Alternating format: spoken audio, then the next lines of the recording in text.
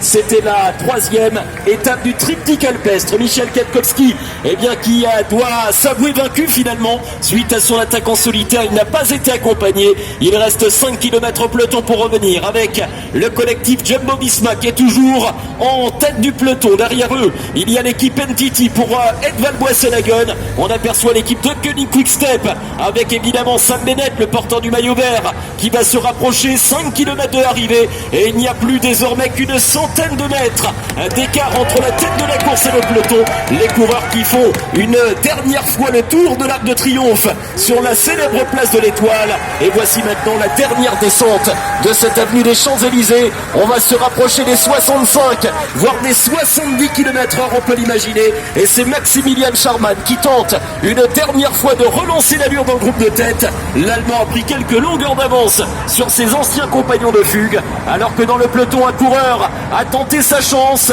un coureur de l'équipe de Koenig Quick-Step qui a pris quelques mètres suite à sa relance à la sortie de la place de l'Étoile. On va essayer de l'identifier dans un instant. L'arrivée dans 4 km.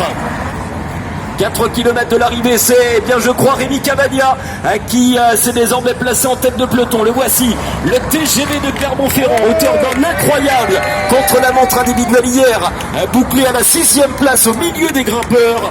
Rémi Cavagna, le Clermontois, dont c'est le premier Tour de France, qui a accéléré la cadence, et les hommes de tête sont maintenant repris. Il n'y a plus que Maximilian Schachmann avec un très court avantage de quelques mètres.